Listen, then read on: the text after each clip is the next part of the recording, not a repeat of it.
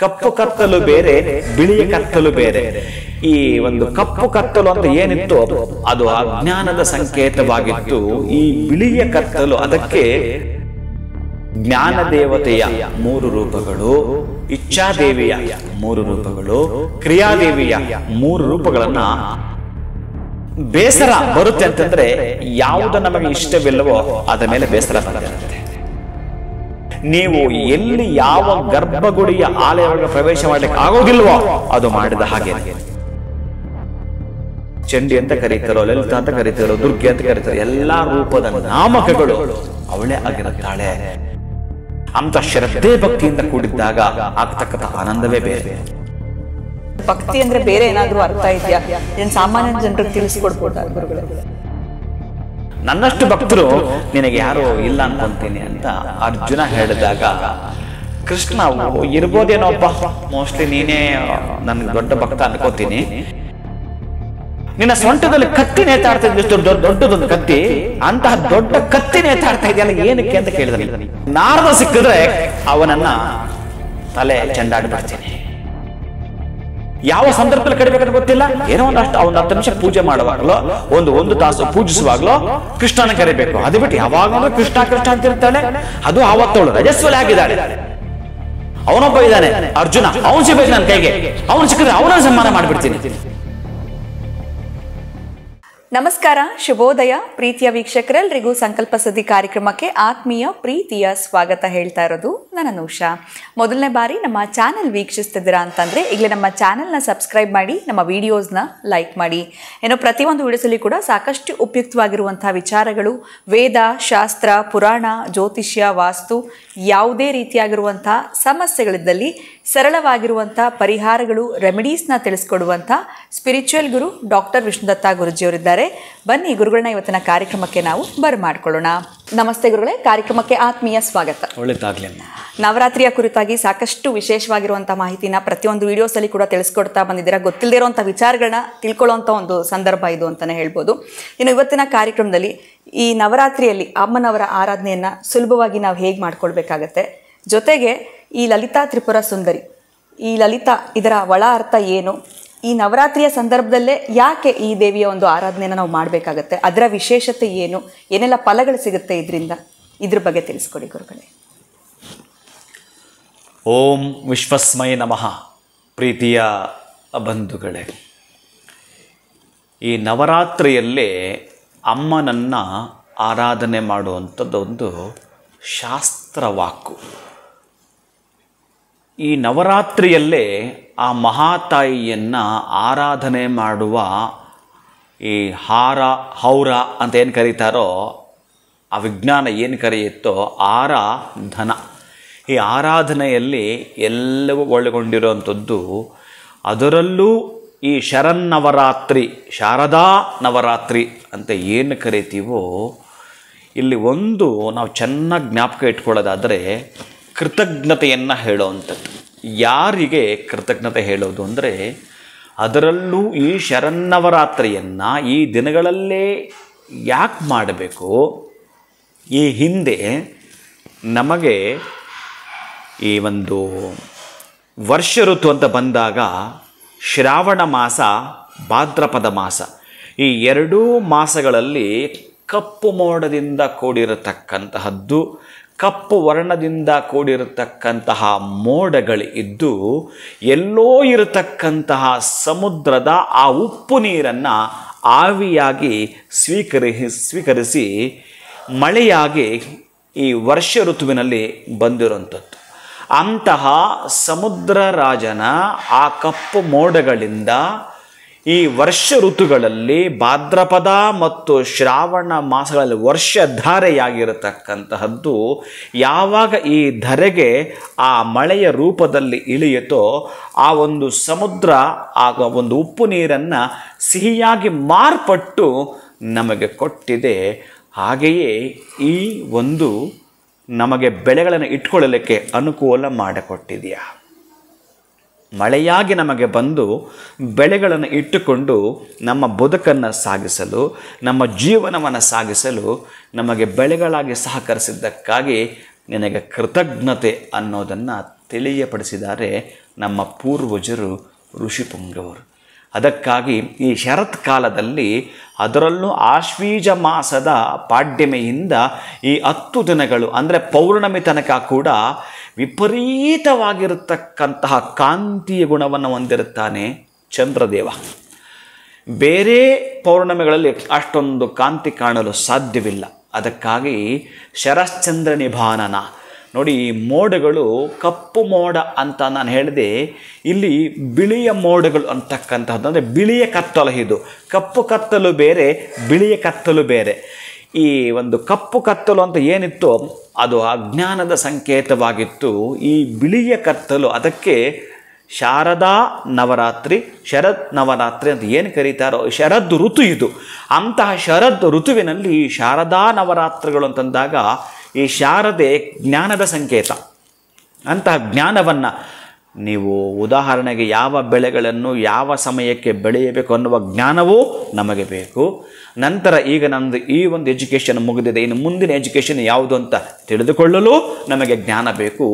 ಅಂತಹ ಶರದ್ ಋತುವಿನಲ್ಲಿ ಜ್ಞಾನದೇವತೆಯ 3 ರೂಪಗಳು, ಇಚ್ಛಾದೇವಿಯ 3 ರೂಪಗಳು, ಕ್ರಿಯಾದೇವಿಯ 3 ರೂಪಗಳನ್ನು ಆರಾಧನೆ ಮಾಡತಕ್ಕಂಥದ್ದು. ಒಟ್ಟಾರೆ ನೀವು ಯಾವ ರೀತಿಯಾಗಿ ಅಮ್ಮನನ್ನು ಖುಷಿಯಿಂದ ಸಂತೋಷವಾಗಿ ನೀವು ಶೈಲಪುತ್ರಿ ಅಂತ ಮಾಡ್ತಿರೋ, ಕಾತ್ಯಾಯನ ಅಂತ ಮಾಡ್ತಿರೋ, ಚಂಡಿಕಾ ಅಂತ ಮಾಡ್ತಿರೋ, ಲಲಿತಾ ಅಂತ ಮಾಡ್ತಿರೋ, ಆ ಅಮ್ಮನನ್ನು ವರ್ಣಿಸಲಸದಳ. ಅವಳ ರೂಪಗಳನ್ನು ನಾವು ಹಾಡಿ ಕೊಂಡಾಡುವ ದಿನಗಳು 10 ದಿನಗಳು. ಕೊನೆಯ ಪಕ್ಷ ವರ್ಷ ಪೂರ್ತಿ ನಮಗೆ ಮಾಡೋಕ್ಕಾಗಲ್ಲ.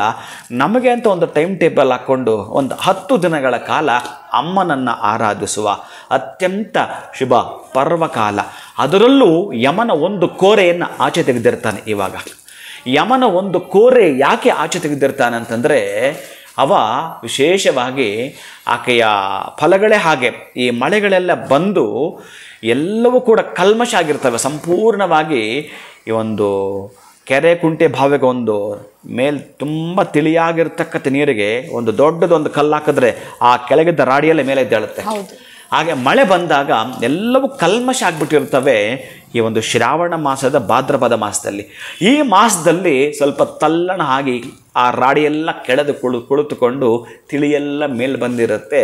ಅಮ್ಮನಿಗೆ ನಮಗೆ ಈ ತರಹದ್ದು ತಿಳಿಯ ಬದುಕನ್ನು, ನಮಗೆ ತಿಳುವಳಿಕೆಯನ್ನು ಕೊಟ್ಟಿದ್ದಕ್ಕಾಗಿ ಕೃತಜ್ಞತೆ ಹೇಳತಕ್ಕಂತಹದ್ದು ಈ ಶರತ್ಕಾಲದ ಈ 10 ದಿನಗಳಲ್ಲೇ.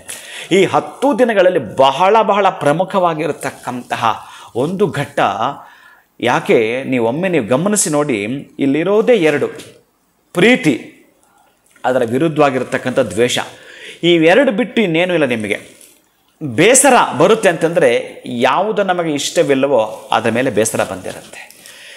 ಯಾವುದು ನಮಗೆ ಆಸೆ ಅಂತ ಒಲು ಮೂಡ್ತಾ ಇದೆಯೋ ಅದರ ಮೇಲೆ ಪ್ರೀತಿ ಇದೆ. ಇವೆರಡನ್ನೇ ಸೂಚಿಸಲಿಕ್ಕೆ ಬಂದಿರತಕ್ಕಂಥ ಹಬ್ಬ ಅಂತಂದರೆ ಈ ಒಂದು ಶರನ್ನವರಾತ್ರಿಯ ಹಬ್ಬ. ನಿಮಗೆ ಬೇಸರವ ಅಥವಾ ಪ್ರೀತಿಯ ಯಾವುದು ಇಷ್ಟ ಇಲ್ವೋ ಅದು ನಮಗೆ ಬೇಸರ ಅಂತ ಅರ್ಥ. ಬೇಸರ ಆಗಿದ್ದಕ್ಕಾಗಿ ಇಲ್ಲಿ ಎರಡೂ ಇದೆ. ನಾವು ಎರಡನ್ನೂ ಕೂಡ ಒಪ್ಕೋಬೇಕಾಗತ್ತೆ. ನೋಡಿ, ಅಲ್ಲಿ ಕಪ್ಪು ಮೋಡ ಕತ್ತಲೆಗೆ ನಾವು ಹೋಲಿಸಿದಾಗ ಇಲ್ಲಿ ಬಿಳಿಯ ಮೋಡ ಅಂತ ಬಂದಾಗ ಶರತ್ ಋತುವಿನ ವರ್ಷಧಾರೆ ಆದಾಗ ಅದರಿಂದ ಈ ಹಚ್ಚ ಹಸಿರಿನ ಪಚ್ಚೆ ಬಳೆ ಕಡೆಗಳಂತ ಸ್ತಂಭೀಭೂತವಾಗಿರತಕ್ಕಂಥದ್ದು ಏನು ಬರುತ್ತೋ ಈ ಬೆಳೆಗಳಿಗೆ ಆಕೆ ನಮಗೆ ಕೊಟ್ಟಿದ್ದಕ್ಕಾಗಿ ಕೃತಜ್ಞತೆಯನ್ನು ಹೇಳ್ತಾ ಬರತಕ್ಕಂಥದ್ದು ಇದೇ ಶರತ್ ಕಾಲದಲ್ಲಿ. ಇನ್ನು ಈ ಅಮ್ಮನನ್ನು ಪೂಜೆ ಮಾಡಲಿಕ್ಕೆ ತುಂಬ ಸುಲಭ ವಿಧಾನ. ನೀವು ಕೇಳಿದರೆ ಸುಲಭವಾಗಿರುವಂಥ ವಿಧಾನ ಅಂತ. ಇಲ್ಲಿ 3 ಆಯಾಮಗಳಲ್ಲಿ ನಾವು ಕಾಣ್ಬೋದು. ಅದನ್ನು 3 ಆಯಾಮಗಳಲ್ಲಿ ಕಾಣೋದಾದರೆ, ಒಂದು ಅಮ್ಮನನ್ನು ಪೂಜೆ ಮಾಡಲಿಕ್ಕೆ ಇರತಕ್ಕಂತಹದ್ದು ಗೋವನ್ನು ಪೂಜೆ ಮಾಡಿದರೆ ನೀವು 9 ದೇವಿಯರನ್ನು ಆರಾಧನೆ ಮಾಡಿದ ಹಾಗೆ. ಅಷ್ಟೇ ಯಾಕೆ 64,000 ಪೀಠಗಳನ್ನು ಅರ್ಚಿಸಿದ ಹಾಗೆ. ಅಷ್ಟೇ ಯಾಕೆ ನೀವು ಎಲ್ಲಿ ಯಾವ ಗರ್ಭಗುಡಿಯ ಆಲಯ ಒಳಗೆ ಪ್ರವೇಶ ಮಾಡಲಿಕ್ಕೆ ಆಗೋದಿಲ್ವೋ ಅದು ಮಾಡಿದ ಹಾಗೇನೆ. ಒಂದನೇದು ಅತ್ಯಂತ ಸುಲಭವಾಗಿರತಕ್ಕಂಥದ್ದು ಗೋಪೂಜೆ. ಗೋವನ್ನು ಅಷ್ಟು ಚೆನ್ನಾಗಿ ನೀವು ಪೂಜಿಸಿಬಿಟ್ರೆ ನೀವು ಶೈಲಪುತ್ರಿಯನ್ನು, ಬ್ರಹ್ಮಚಾರಣಿಯನ್ನು, ಚಂದ್ರಘಂಟ ದೇವಿಯನ್ನು, ಕೂಷ್ಮಾಂಡ ದೇವಿಯನ್ನು, ಕಾತ್ಯಾಯನೆಯನ್ನು, ಕಾಳರಾತ್ರಿಯನ್ನು, ಸಿದ್ಧಿದಾತ್ರಿಯನ್ನು, ಮಹಾಗೌರಿಯನ್ನು ಎಲ್ಲರನ್ನು ಖುಷಿಯಿಂದ ಆರಾಧನೆ ಮಾಡಿದಾಗೆ ಅದು ಏನಾದರೂ ಕೊಟ್ಟಿರ್ತಕ್ಕಂತಹದ್ದನ್ನು ಗ್ರಾಸ, ಆ ಹುಲ್ಲು, ಆ ಒಂದು ಬೆಲ್ಲ, ಅಕ್ಕಿ ಬಾಳೆಹಣ್ಣು ಕಿವುಚಿ ಏನು ಕೊಟ್ಟಿರ್ತೀರೋ ಅದು ತಿನ್ನೋವಾಗ ಒಂದು 4 ಪ್ರದಕ್ಷಿಣೆ ಹಾಕ್ಬಿಡ್ತೀರ ಅಂತಂದರೆ 4 ವೇದಗಳು ನಿಮ್ಮ ವಶವಾದಾಗೇನೆ. 4 ವೇದಗಳು ನಿಮ್ಮ ಅಂದರೆ ಜ್ಞಾನ ನಿಮಗೆ ಬಂದ ಹಾಗೇನೆ. ಅಂದರೆ ಯಾವಾಗ ಎಲ್ಲಿ ಎಷ್ಟು ಜ್ಞಾನ ಇಟ್ಕೊಳ್ಬೇಕೋ ಅದು ಅವಳು ದಯಪಾಲಿಸ್ತಾಳೆ ಅಂತಲೇ ಅರ್ಥವಾಗಿರುತ್ತೆ. 1ನೇದು ಗೋವು. ಇನ್ನು 2ನೇದು ಸುಮಂಗಲಿ ಪೂಜೆ. ಸುಮಂಗಲಿಯರನ್ನು ನಾನು ಈಗಾಗಲೇ ಹಿಂದೆ ತಿಳಿಸಿದ್ದೇನೆ, ಪ್ರತ್ಯಕ್ಷ ಪೂಜಾ ಅಂತೇಳಿ. ಆ ಸುಮಂಗಲಿಯರನ್ನು ಮನೆಗೆ ಕರೆತಂದು ಪಾದ ಪ್ರಕ್ಷಾಳನ ಕೃತ್ವ, ಪಾದಗಳನ್ನು ತೊಳೆದು ಅಮ್ಮನೇ ನಮ್ಮ ಮನೆಗೆ ಈ ರೂಪದಲ್ಲಿ ಬಂದಿದ್ದಾಳೆ. ಆ 9 ದುರ್ಗಿ, ಈ ಶೈಲಪುತ್ರಿ ಒಂದು ದುರ್ಗಿ, ಬ್ರಹ್ಮಚಾರಿಣಿ ಮತ್ತೊಂದು ದುರ್ಗಿ, ಚಂದ್ರಗಂಟ ಮತ್ತು ಈ ರೀತಿ ಅಷ್ಟು 9 ದುರ್ಗಿಗಳನ್ನು ಕರೆತಂದು ಪೂಜೆ ಮಾಡಿದರೆ ಎಷ್ಟು ಆನಂದವೋ, ಎಷ್ಟು ಅದ್ಭುತವೋ ಅವೆಲ್ಲವೂ ಕೂಡ ನೀವು ಪ್ರತ್ಯಕ್ಷವಾಗಿಯೇ ನಿಮ್ಮಲ್ಲಿ ನೀವು ತನ್ಮಯರಾಗಿ ಆ ಪೂಜೆಯನ್ನು ಮಾಡಬೇಕು. ಆ ಒಂದು ಪೂಜೆ ಆ ಸುಮಂಗಲಿ ಪೂಜೆ ಮಾಡುವಂಥದ್ದು. ಇನ್ನು 3ನೇದು ಬಾಲಾ ಪೂಜೆ. ಅಂದರೆ ಪುಟ್ಟ ಮಕ್ಕಳನ್ನ ಕರ್ಕೊಂಬಂದು ಅವರು ಮಾಡೋ ಚೇಷ್ಟೆಗಳು, ಒಂದು ನಿಮಿಷ ಕೂತ್ಕೊಳ್ಳುತ್ತೆ, ಒಂದು ನಿಮಿಷ ಕೂತ್ಕೊಳ್ಳಲ್ಲ, ಹಾಗೇ ನೀವು ಹಿಡಿದಿಡಬೇಕು ಅದನ್ನು.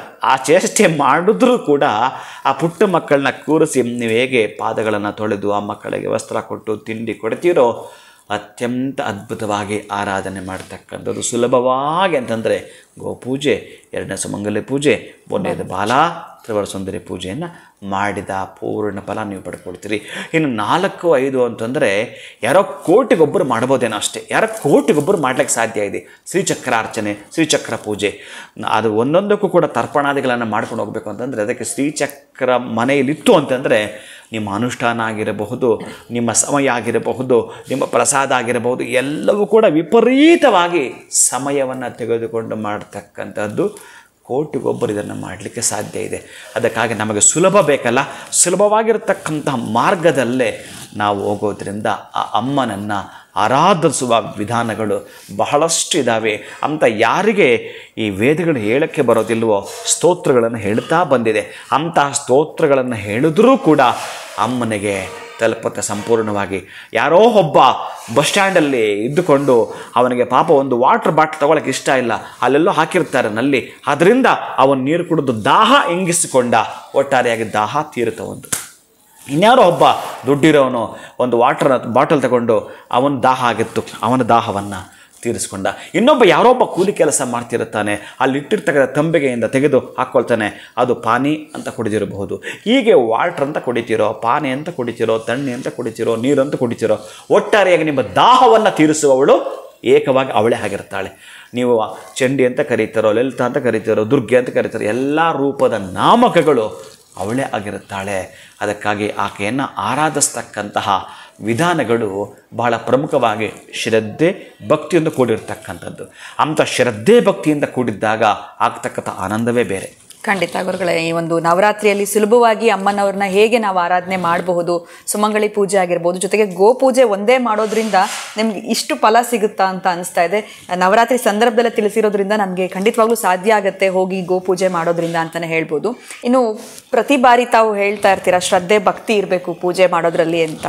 ಈ ಭಕ್ತಿ ಅನ್ನುವಂಥದ್ದು ನಮ್ಮ ಸಾಮಾನ್ಯ ಜನರಿಗೆ ಹೇಗೆ ಅರ್ಥ ಮಾಡಿಸ್ಬೋದು ಗುರುಗಳೇ? ಭಕ್ತಿ ಅಂತಂದರೆ ನಾವು ಬೇಡ್ಕೊಳ್ತೀವಿ, ಸೈಲೆಂಟಾಗಿರ್ತೀವಿ, ಪೂಜೆ ಮಾಡುವಾಗ ಎಲ್ಲವ ಫಾಲೋ ಮಾಡ್ತೀವಿ, ಆದರೆ ಭಕ್ತಿ ಅಂದರೆ ಬೇರೆ ಏನಾದರೂ ಅರ್ಥ ಇದೆಯಾ? ಇದನ್ನು ಸಾಮಾನ್ಯ ಜನರಿಗೆ ತಿಳಿಸ್ಕೊಡ್ಬೋದಾ ಗುರುಗಳೇ? ಭಕ್ತಿ ಅಂದರೆ ಭಕ್ತಿ ಅಂದರೆ ನಾವು ಸದಾ ಈಗ ಸ್ಮರಣೆ ಹೋಗ್ಬಿಡೋದು, ನಮ್ಮನ್ನು ನಾವು ಮರೆತು ಬಿಡೋದು, ಸಂಪೂರ್ಣವಾಗಿ ಅವಳ ಜೊತೆ ನನ್ನ ಸಂಭಾಷಣೆ ಇದೆ, ಆಕೆಯ ಜೊತೆ ನನ್ನ ಸಂಭಾಷಣೆ ಇದೆ, ಆ ಮಹಾತಾಯಿ ನನ್ನನ್ನು ಗಮನಿಸಿದ್ದಾಳೆ, ನಾನು ಆಕೆಯ ಒಂದೊಂದು ಪದವನ್ನು ಕೂಡ ಗಮನಿಸಿದ್ದೇನೆ, ನನಗೆ ಹೇಗೆ ಆಶೀರ್ವಚನ ಮಾಡುತ್ತಿದ್ದಾಳೆ. ಒಬ್ಬೊಬ್ಬರಿಗೆ ಒಂದೊಂದು ಭಕ್ತಿಯ ರೂಪನಾಮಕಗಳಿರ್ತವೆ. ಆದರೆ ಇಲ್ಲಿ ನಿಮಗೊಂದು ಭಕ್ತಿ ಅನ್ನೋದನ್ನು ಸ್ವಲ್ಪ ಬಿಡಿಸಿ ಹೇಳೋದಾದರೆ, ಅರ್ಜುನ ಒಂದು ಸಲ ಕೃಷ್ಣನನ್ನು ಕುರಿತು ಕೇಳ್ತಾನೆ. ಸ್ವಾಮಿ, ಅವನು ನೋಡಿ ಎಷ್ಟು ಸ್ವಲ್ಪ ಅಹಂಕಾರ ಅನ್ನೋದು ಬರುತ್ತೆ ಅಂತಂದರೆ, ಆ ಅರ್ಜುನ ಕೃಷ್ಣನನ್ನು ಪ್ರಶ್ನಿಸೋದು ಹೇಗೆ ಅಂದರೆ, ಸ್ವಾಮಿ ನನ್ನಷ್ಟು ಭಕ್ತರು ನಿನಗೆ ಯಾರು ಇಲ್ಲ ಅನ್ಕೋತೀನಿ ಅಂತಾನೆ ಅರ್ಜುನ. ನನ್ನಷ್ಟು ಭಕ್ತರು ನಿನಗೆ ಯಾರು ಇಲ್ಲ ಅನ್ಕೊತೀನಿ ಅಂತ ಅರ್ಜುನ ಹೇಳಿದಾಗ, ಕೃಷ್ಣ ಇರ್ಬೋದೇನೋಪ್ಪ, ಮೋಸ್ಟ್ಲಿ ನೀನೇ ನನಗೆ ದೊಡ್ಡ ಭಕ್ತ ಅನ್ಕೋತೀನಿ, ಬಾ ಸ್ವಲ್ಪ ಹೊರಗಡೆ ಹೋಗೋಣ, ಅಲ್ಲೊಬ್ಬ ಇದ್ದಾನೆ, ಅವನ್ನ ಮಾತಾಡ್ಸೋಣ ಅಂತೇಳಿ ಕೃಷ್ಣ ಅರ್ಜುನನ್ನ ಕರೆದುಕೊಂಡು ಹೋಗ್ತಿರ್ಬೇಕಾದ್ರೆ ಅಲ್ಲೊಬ್ಬಾತ ಅವನೆಂಥವನು ಗೊತ್ತುಂಟಾ, ಈ ಹಿಂಸೆಯನ್ನು ಯಾವತ್ತೂ ನೋಡದವ, ಮಾಡದವ, ಕೇಳದವ, ಹಿಂಸೆ ಅನ್ನೋ ಪದಕ್ಕೆ ಬಹಳ ದೂರ ಇರೋಂಥವನು ಅವನು. ಹೇಗೆಂದರೆ ಈ ಭತ್ತದ ಪೈರು, ಈ ರಾಗಿಯ ಪೈರು, ಇದು ಕೂಡ ಹಸಿ ಇರುತ್ತಲ್ಲ, ಅರೆ ಇದನ್ನು ತಿಂದರೂ ಕೂಡ ನನಗೆ ಪಾಪ ಬರುತ್ತೆ ಅನ್ನೋ ಅಷ್ಟು ಹಸಿ ಹುಲ್ಲು ತಿಂದರೂ ಅವನಿಗೆ ಪಾಪ ಬರುತ್ತೆ, ಅಷ್ಟು ಹಿಂಸೆಯನ್ನು ಮಾಡದವನವನು. ಮತ್ತು ಅವನೇನು ತಿಂತಿದ್ದಾನಂತಂದರೆ ಒಣಗಿರೋ ಹುಲ್ಲನ್ನು ತಿಂತಾ ಇದ್ದಾನೆ. ತುಂಬ ಒಣಗೋಗಿದೆಯಲ್ಲ ಆ ಹುಲ್ಲು ತಿಂತಾ ಇದ್ದಾನೆ. ಒಂದು ದೊಡ್ಡ ಕತ್ತಿ ಸೊಂಟಕ್ಕೆ ನೇತಾಕೊಂಡಿದ್ದಾನೆ. ದೊಡ್ಡದೊಂದು ಕತ್ತಿ ಇದೆ, ಸೊಂಟದಲ್ಲಿ ನೇತಾಡ್ತಾ ಇದೆ. ಅವನು ಯಾವತ್ತು ಹಿಂಸೆಯನ್ನು ಬಹಳ ಕಡಾಖಂಡಿತವಾಗಿ ಖಂಡಿಸುವವನು ಹುಲ್ಲು ತಿಂತಾ ಇದ್ದಾನೆ, ಅಂದರೆ ಹಿಂಸೆ ಮಾಡಬಾರ್ದು ಅಂತ. ಆಗ ಅವನು ನೋಡು ಒಂದು ಸಲ ಅಂತ ಕೃಷ್ಣ ಅರ್ಜುನನಿಗೆ ತೋರಿಸ್ತಾನೆ. ಆಗ ಹೌದಲ್ಲ, ಏನಿದೆ ಇವನು ಹುಲ್ಲು ತಿಂತಿದ್ದಾನೆ, ಇವನಿಗೆ ಯಾಕೋ ಕೇಳಬೇಕು ಅಂತ ಅನ್ನಿಸ್ತು, ಏನಿರ್ಬೋದು ಇದು. ಅರ್ಜುನನೇ ಹೋಗಿ ಆ ಹುಲ್ಲು ತಿನ್ನೋವನ್ನ ಕೇಳ್ತಾನೆ, ಅಪ್ಪ ಏನು ಮಾಡ್ತಿದ್ದೆ ಕಣೆ ನೀನು, ಏನಿದೆ ನಿನ್ನ ಸಾಹಸ ಇದು. ಏನಿಲ್ಲಪ್ಪ, ನನಗೆ ಈ ರೀತಿ ಹಿಂಸೆ ಕಂಡ್ರಾಗಲ್ಲ ಅಂತ ಎಲ್ಲ ಹೇಳ್ತಿರ್ತಾರೆ. ಅದಕ್ಕಾಗಿ ಆ ಹಸಿರಿರ್ತಕ್ಕಂಥದ್ದಕ್ಕೆ ಪ್ರಾಣ ಇರುತ್ತಲ್ಲ, ಅದಕ್ಕೆ ನಾನು ಅದು ತಿನ್ನದೆ ಇದನ್ನೇ ತಿಂದು ಜೀವಿಸ್ತಾ ಇದ್ದೀನಿ. ನನಗೆ ಮತ್ತೆ ಅದು ಒಪ್ಕೊಳ್ತೀನಿ ಹಾಗೋ ಹೀಗೋ. ನಿನ್ನ ಸೊಂಟದಲ್ಲಿ ಕತ್ತಿ ನೇತಾಡ್ತಾ ಇದ್ದಿಷ್ಟು ದೊಡ್ಡದೊಂದು ಕತ್ತಿ, ಅಂತಹ ದೊಡ್ಡ ಕತ್ತಿ ನೇತಾಡ್ತಾ ಇದೆಯಲ್ಲ ಏನಕ್ಕೆ ಅಂತ ಕೇಳಿದಾನೆ. ಹಿಂಸೆ ಮಾಡಲ್ಲ ಅಂದರೆ ಕತ್ತಿ ಏನಕ್ಕೆ? ಆವಾಗ ಅದ ಅವನು ಹೇಳುವಂಥದ್ದು ಅದು ಏನು ಅಂದರೆ, ನನಗೆ ಈ 4 ಜನ ಸಿಗಬೇಕು, ಆ 4 ಜನ ಸಿಕ್ಕಿದ್ರೆ ಅವ್ರನ್ನ ಕೊಲ್ಲಬೇಕು ಅಂತಿದೆ. ಅರೆ ಹಿಂಸೆ ಅಂದ್ರೆ ಹಿಂಸೆ ಅಲ್ಲ ಅದು, ಹೇಳ್ತೀನಿ ಕೇಳಿಸ್ಕೊ. ಆಗ ಅವ ಪ್ರಾರಂಭಿಸುವಂಥದ್ದು, ನನಗೆ ನಾರದ ಸಿಕ್ಕಿದ್ರೆ ಅವನನ್ನು ತಲೆ ಚೆಂಡಾಡ್ಬಿಡ್ತೀನಿ. ಯಾಕೆ? ಅಯ್ಯೋ ನಾರದ ಯಾವಾಗಲೂ ನಾರಾಯಣ ಧ್ಯಾನದಲ್ಲಿ ಇರೋಂಥವನು, ನಾರಾಯಣನ ಭಕ್ತಿಯಲ್ಲಿ ಇರ್ತಕ್ಕಂಥ, ನಾರಾಯಣನ ಭಜನೆಯಲ್ಲಿ ಇರ್ತಕ್ಕಂಥವನು ಅಂತ ಇವನು ಕೇಳ್ತಾನೆ ಅರ್ಜುನ. ಅದೇ ತಪ್ಪು. ಏನು ನಾರಾಯಣ ನಾರಾಯಣ ನಾರಾಯಣ ಅಂತ ಇದ್ದರೆ ಏನು ನಾರಾಯಣ ಮಲಗೋದೇ ಬೇಡವಾ? ನಾರಾಯಣಗೆ ರೆಸ್ಟೇ ಬೇಡವಾ? ನಾರಾಯಣ ವಿಶ್ರಾಂತಿನೇ ಬೇಡವಾ? ಯಾವಾಗಲೂ ನಾರಾಯಣ ಜಪನೆ. ಏನು ಯಾವಾಗ ಕರೆದ್ರು ಬರ್ತಾನೆ ಅಂತ ಸಲಿಗೆಯಿಂದ ವಿಪರೀತವಾಗಿ ನಾರಾಯಣ ನಾರಾಯಣ ಅಂತ ಹೇಳ್ತಾನೆ ಇರ್ತಾನೆ. ಅದೆಂಥ ಭಕ್ತಿ ಅವನದು. ಅವನು ಸಿಕ್ಕಿದ್ರೆ ನನಗೆ, ಯಾಕಂದ್ರೆ ನನ್ನ ನಾರಾಯಣಗೆ ರೆಸ್ಟ್ ಇಲ್ಲ, ಅವನು ಕರೆದು ಅದಕ್ಕೆ ಅವನು ಸಿಕ್ಕಿದ್ರೆ ಅವನನ್ನು ಮುಗಿಸ್ಬಿಡ್ತೀನಿ, ತೆಗೆದು ಬಿಡ್ತೀನಿ, ಸಂಹಾರ ಮಾಡಿಬಿಡ್ತೀನಿ, ಏನೋ ಒಂದು. ಇನ್ನು ಎರಡನೇದು ದ್ರೌಪದಿ ಸಿಗ್ಬೇಕು ನನಗೆ. ಆಕೆ ಏನು ಮಾಡಿದ್ಲು? ಅಂದರೆ ಯಾವಾಗ ನೋಡಿದ್ರೆ ಕೃಷ್ಣ ಕೃಷ್ಣ ಕೃಷ್ಣ ಅಂತಿರ್ತಾಳೆ. ಅವಳು ರಜಸ್ವಲೆ ಆಗಿದ್ದಾಳೆ. ಎಂಥ ಸಮಯದಲ್ಲಿ ಕರಿಬೇಕು ಅಂತ ಪರಿಜ್ಞಾನ ಬೇಡ ಆಕೆಗೆ. ಯಾವ ಸಂದರ್ಭದಲ್ಲಿ ಕರಿಬೇಕಂತ ಗೊತ್ತಿಲ್ಲ. ಏನೋ ಒಂದು 10 ನಿಮಿಷ ಪೂಜೆ ಮಾಡುವಾಗಲೋ, ಒಂದು ತಾಸು ಪೂಜಿಸುವಾಗಲೋ ಕೃಷ್ಣನ ಕರಿಬೇಕು. ಅದು ಬಿಟ್ಟು ಯಾವಾಗ ನೋಡಿದ್ರೆ ಕೃಷ್ಣ ಕೃಷ್ಣ ಅಂತಿರ್ತಾಳೆ. ಅದು ಆವತ್ತವಳು ರಜಸ್ವಲೆ ಆಗಿದ್ದಾಳೆ. ಆವಾಗ ಕೃಷ್ಣ ಅಂತ ಉಗಾಡ್ತಿದ್ದಾಳೆ. ಅಂಥ ಸಂದರ್ಭದಲ್ಲಿ ಅವನು ವಸ್ತ್ರ ಕೊಡಕ್ಕೆ ಬಂದ. ಆ ಸಂದರ್ಭನೇ ಅವಳು ಕರಿಬೇಕಾ? ಆ ರಜಸ್ವಲೆ ಆದಾಗ ಯಾಕೆ ಕರಿಬೇಕು? ಅವಳು ಸಿಕ್ಕಿದ್ರೆ ಅವಳನ್ನು ಕತ್ತರಿಸ್ಬಿಡ್ತೀನಿ. ಮೂರನೇದು ಇನ್ನೊಬ್ಬ ಇದ್ದಾನೆ, ಆ ಹುಡುಗ. ಅವನು ಅಷ್ಟೇನೆ ಭಕ್ತ ಪ್ರಹ್ಲಾದ ಅವನ ಹೆಸರು. ದೇವರೆಲ್ಲಿದ್ದಾನೆ? ಈ ಕಲ್ಲಲ್ಲಿದ್ದಾನೆ, ಆ ಮರದಲ್ಲಿದ್ದಾನೆ, ಆ ವಸ್ತುನಲ್ಲಿದ್ದಾನೆ, ನಿನ್ನಲ್ಲೂ ಇದ್ದಾನೆ, ನನ್ನಲ್ಲೂ ಇದ್ದಾನೆ, ಕಲ್ಲಲ್ಲೂ ಇದ್ದಾನೆ ಅಂತ ಯಾಕೆ ಹೇಳಬೇಕು? ಅವನು ಕಲ್ಲಲ್ಲೂ ಇದ್ದಾನೆ ಅಂತಂದರೆ ಆ ಮಹಾನುಭಾವನಿಗೆ ಆ ಕಲ್ಲು ಒಳಗಡೆ ಬರೋಕ್ಕೆ ಎಷ್ಟು ಕಷ್ಟ ಆಗುತ್ತೆ, ಎಷ್ಟು ಗಟ್ಟಿ ಇರುತ್ತೆ ಆ ಕಲ್ಲಲ್ಲಿ ಇದ್ದಾನೆ ಅಂತ ಹೇಳ್ತಾನೆ ಅವನು. ಆ ಕಲ್ಲು ಒಳಗಡೆ ಅವನು ಹೆಂಗೆ ಹೋಗ್ಬೇಕು? ಆ ಕಲ್ಲು ಹೆಂಗೆ ಹೊರಗೆ ಬರಬೇಕು ಅವನಿಗೆ? ಯಾಕೆ ಹೇಳ್ಬೇಕು ಆ ಥರ? ಅವನು ಎಷ್ಟು ಕಷ್ಟ ಆಯ್ತು ಅವನಿಗೆ ಆ ಕಲ್ಲು ಒಳಗಡೆ ಹೋಗಿ ಬರೋದು. ಅವನು ಸಿಕ್ಕಿದ್ರೆ ಅವನನ್ನು ಸಂಹಾರ ಮಾಡಿಬಿಡ್ತೀನಿ. ಇಷ್ಟೆಲ್ಲ ಆಯಿತು. ಮತ್ತೆ 4ನೇವರು ಯಾರು? ಅವನೊಬ್ಬ ಇದ್ದಾನೆ ಅರ್ಜುನ. ಅವನು ಸಿಗ್ಬೇಕು ನನ್ನ ಕೈಗೆ. ಅವನು ಸಿಕ್ಕಿದ್ರೆ ಅವನನ್ನು ಸಂಹಾರ ಮಾಡಿಬಿಡ್ತೀನಿ. ಅವನೇ ಇವನು ಪಕ್ಕದಲ್ಲಿ ಪ್ರಶ್ನೆ ಮಾಡ್ತಿರೋನು. ಅವನ್ನ ಯಾಕೆ ಸಂಹಾರ ಮಾಡ್ತೀಯ? ಅವನ್ಯಾಕು ಅಂತಂದರೆ ಇಡೀ ಜಗತ್ತನ್ನು ಡ್ರೈವ್ ಇಡೀ ಜಗತ್ತನ್ನು ನಡೆಸುವವನು.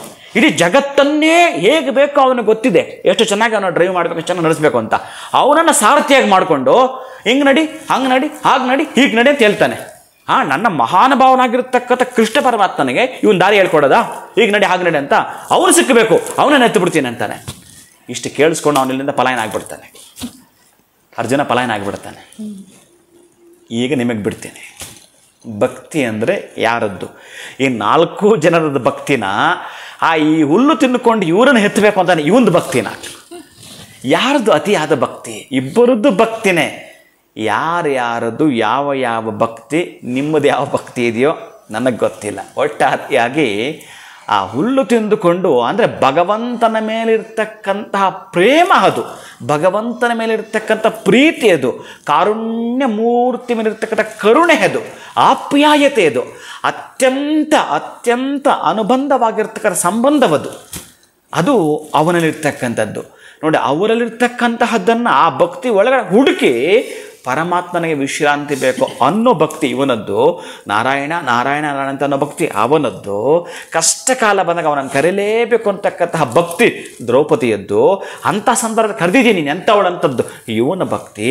ಎಲ್ಲ ಕಡೆ ಇವನಿದ್ದಾನೆ, ಎಲ್ಲ ವಸ್ತುನಲ್ಲೂ ಅವನಿದ್ದಾನೆ. ಗಟ್ಟಿನೋ ಮೃದುನೋ ಅದು ಕಾಠಿಣ್ಯವೋ ಅವನಿಗೆ ಗೊತ್ತಿಲ್ಲ. ಭಕ್ತ ಪ್ರಹ್ಲಾದಿಗೆ ಅವನು ಮಾತ್ರ ಇದರಲ್ಲೂ ಇದ್ದಾನೆ ಅದರಲ್ಲೂ ಇದ್ದಾನೆ ಅಂತ ಹೇಳ್ತಾನೆ. ಅಂತಹದ್ರಲ್ಲಿ ಅವನ ಭಕ್ತಿನೋ ಅದು ಸಾಫ್ಟ್ ಆಗಿರಬೇಕಾಗುತ್ತೆ, ಆ ವಸ್ತು ಹೇಳಬೇಕಾಗಿತ್ತು ನೀನು ಅಂತ ಹೇಳೋದು. ಇವನ ಭಕ್ತಿನೋ ಯಾರ ಭಕ್ತಿ ಪ್ರಧಾನ, ಯಾರ ಭಕ್ತಿ ದೊಡ್ಡದು ಅಂತ ಹೇಳೋದು. ಅದಕ್ಕೆ ನಾನು ಒಂದೇ ಮಾತಲ್ಲಿ ಹೇಳಿಬಿಡ್ತೀನಿ, ಶ್ರದ್ಧೆ ಗೊಬ್ಬರವನ್ನು ಹಾಕಿ ಭಕ್ತಿ ಬೀಜವನ್ನು ಬಿತ್ತಿದರೆ ಅದು ಮುಕ್ತಿಯ ಫಲ ಕೊಡುತ್ತೆ ನಿಮಗೆ ಅಂತ. ಈ ಕಷ್ಟಕ್ಕೊಂದು ಮುಕ್ತಿ ಸಿಕ್ಬಿಟ್ರೆ ಸಾಕು ಅಂತ ಕರಿತೀವಿ ನಾವು. ಅಂತಹದ್ದು ಒಂದು ಗಿಡ ನೆಡಬೇಕಾದ್ರೆ ಅದಕ್ಕೆ ಪೋಷಣೆ ಬೇಕಲ್ಲ, ಆ ಗೊಬ್ಬರ ನೀರು. ನಿಮ್ಮ ಒಂದು ಕಷ್ಟಕ್ಕೆ ಪೋಷಣೆ ಬೇಕಲ್ಲ, ಅದೇ ಶ್ರದ್ಧೆ ಭಕ್ತಿ ಅಂತ ನಾನು ಹೇಳ್ತೀನಿ. ನಿಮ್ಮ ಅವರವರ ಭಾವಕ್ಕೆ ಬಿಟ್ಟಿದ್ದು ಭಕ್ತಿ ಮತ್ತು ಶ್ರದ್ಧೆ. ಅಂತಹ ಶ್ರದ್ಧೆಯಿಂದ ನಾವೇನಾದರೂ ಈ ನವರಾತ್ರಿಯಲ್ಲಿ ಈ ಶ್ರೀ ಲಲಿತಾ ತ್ರಿಪುರ ಸುಂದರಿ, ಏನು ಈ ಲಲಿತಾ ತ್ರಿಪುರ ಸುಂದರಿನ ಆರಾಧನೆ ಮಾಡುವಂಥದ್ದು ಬಹಳವೇ ಅದ್ಭುತ, ಬಹಳ ಬಹಳ ಅದ್ಭುತ.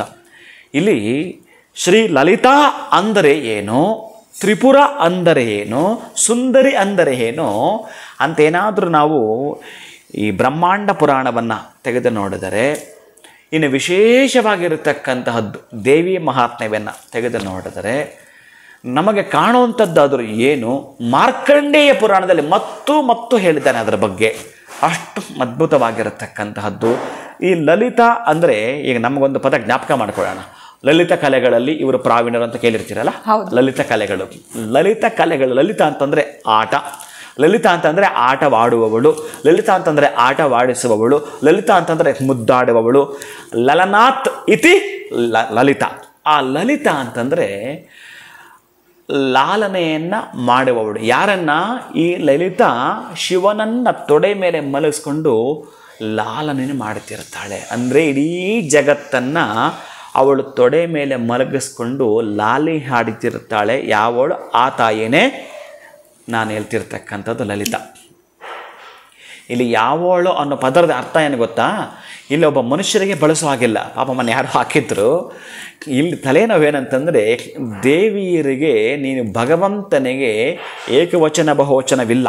ಅದಕ್ಕೆ ನಿನ್ನ ಪ್ರೀತಿಯಿಂದ ಇನ್ನೂ ಕೂಡ ಇದರಲ್ಲೊಂದು ವೇದ ತುಂಬ ಅದ್ಭುತವಾಗಿ ಮಾತಾಡುತ್ತೆ. ಜ್ಞಾಪಕ ಬಂದರೆ ತಿಳಿಯಪಡಿಸ್ತೀನಿ ನಾನು ನಿಮಗದು.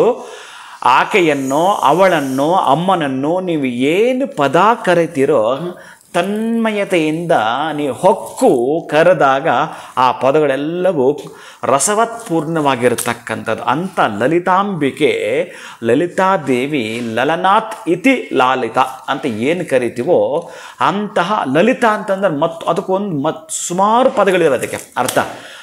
ಆನಂದವಾಗಿರುವವಳು, ಆನಂದವಾಗಿ ಇರಿಸುವವಳು ಅಂತಲೂ ಅರ್ಥ ಲಲಿತ ಅಂತಂದರೆ.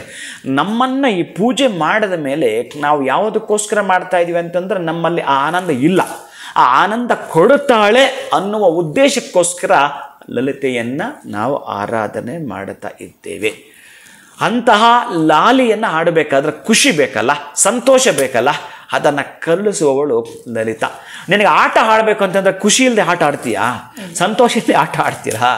ಅಂತಹದ್ದನ್ನು ಕೊಡುವವಳು ಯಾರೋ ಆಕೆ, ಆ ತಾಯಿ, ಆ ಬ್ರಹ್ಮಾಂಡ ಅವಳದ್ದು. ಆದ್ದರಿಂದ ಆ ಮಹಾತಾಯಿ ನಮಗೆ ಏನು ಕೊಡುತ್ತಾಳೋ ಅದು ನಮಗೆ ಇಷ್ಟವಾದ್ದನ್ನು ಆ ಆಟದ ಜೊತೆಗೆ ಕೊಡ್ತಕ್ಕಂಥದ್ದು. ಆನಂದದ ದಿವ್ಯಾನುಭೂತಿಯನ್ನು ಕರುಣಿಸಿಕೊಡುವವಳು ಲಲಿತ.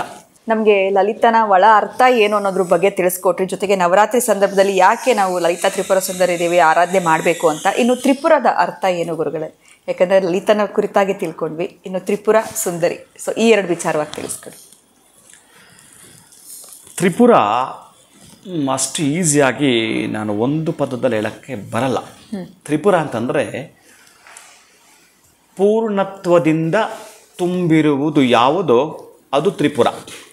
ಇಲ್ಲಿ ಅಪೂರ್ಣನ ಪದವೇ ಇಲ್ಲ, ಪೂರ್ಣತ್ವದಿಂದ ತುಂಬಿರುವುದು ಸ್ಥಾನ ಅಂತಲೂ ಕೂಡ ಆಗತ್ತೆ.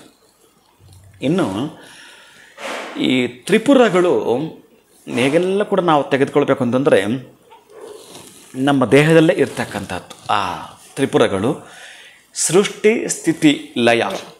ಈ ತ್ರಿಪುರಾಸುರ ಸಂಹಾರನ ಮಾಡಿದಾಗ ಯಾರು ತ್ರಿಪುರಾಸುರ ಸಂಹಾರವನ್ನು ತ್ರಿಪುರನು ಅವ ಯಾರಂತಂದರೆ ಈಶ್ವರನು. ಅಂತಹ ಈಶ್ವರನು ಏನು ಆ ತ್ರಿಪುರನನ್ನು ಇಟ್ಕೊಂಡಿರ್ತಕ್ಕಂಥದ್ದು, ಜೊತೆಗೆ ಆ ತ್ರಿಪುರ ಏನಿರುತ್ತೋ ಈ ಸುಂದರಿಯವಳ ಅರ್ಥ ಬಹಳ ಇದೆ.